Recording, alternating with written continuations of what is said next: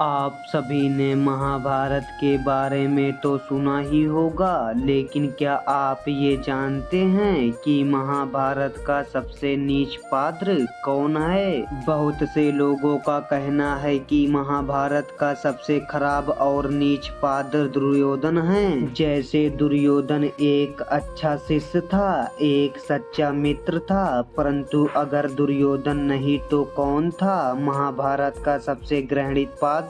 चलिए जानते हैं आज के इस वीडियो के माध्यम से। नमस्कार दोस्तों, स्वागत है आप सभी का हमारे YouTube चैनल में। आज के इस वीडियो में हम जानेंगे कि आखिर कौन था महाभारत का सबसे घृणित पात्र, और साथ ही हम जानेंगे कुछ ऐसे निम्न स्त्रियों ग्रंथियों के बारे में जो उसे महाभारत का सबसे नीच पात्र बनाते हैं। दोस्तों, महाभारत के सबसे नीच पात्र धृतराज थे, क्योंकि उन्होंने अपने अंधेपन को इतना बड़ा अभिशाप समझ लिया, जिसकी भेंट न सिर्फ अपने 100 पुत्र को चढ़ा दिया, बल्कि समस्त गौरव वंश को ही समाप्त करवा दिया। धृतराज के कुछ ऐसे निम्न स्तरीय ग्रस्त है जो उन्हें महाभारत का सबसे नीच पात्र बनाते हैं। जैसे पुत्र प्रेम में खो जाना।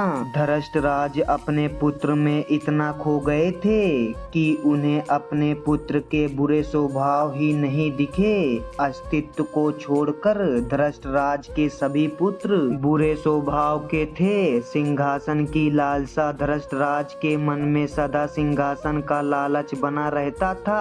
वे अपने बाद अपने पुत्र को ही अपने सिंहासन का उत्तराधिकारी बनाना चाहते थे। योग्य न होते हुए भी वह दुर्योधन को राजा बनाना चाहते थे। धृतराज ने मन में ही राजा बना दिया था, लेकिन जब विदुर, भीष्म और अन्य मंत्रियों ने युधिष्ठिर को अगला राजा घोषित करने की मांग की तो वह घबरा गए और उनके मन में ताज के खिसकने का भय छा गया। पांडव को बजरंग भूमि देगा। जब लक्ष्य ग्रह से पांडवों के निकलने की खबर आई, तब धृतराज ने एक समझौता की, जिसके तहत गौरव को हस्तिनापुरा और पांडवों को खंडो प्रस्था एक खंडर भूमि थी।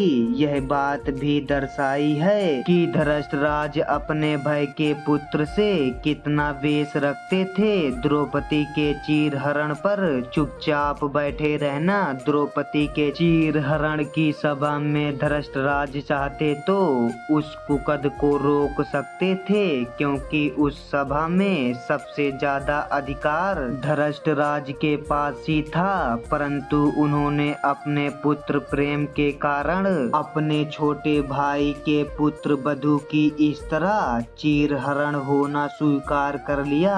धृतराज ने कभी दुर्योधन को धर्म नहीं सिखाया। जब बात युद्ध तक आ पहुंची, तभी वे अपने पुत्र प्रेम के कारण अपने कुल के विनाश करने तक तुल गए। अभिमन्यु के मृत्यु के पश्चात धृष्टा के मन में अत्यंत संतोष की भावना उत्पन्न हुई, परंतु उनके लगभग सभी पुत्र भी भीम द्वारा मारे जाने पर उन्होंने भीम से प्रतिशोध लेने के लिए भीम को गले लगाने की चेष्टा की। परंतु श्री कृष्ण धृष्टा को जानते थे। उस समय भीम श्री कृष्ण के कारण ही बच पाए थे। तो अब आप समझ ही गए होंगे कि कैसे धृष्टा महाभारत के नीच पात्र बन गए। हम आशा करते हैं कि आपको हमारी यह वीडियो पसंद आई होगी। अगर पसंद आई हो तो वीडियो को एक लाइक कर दीजिए।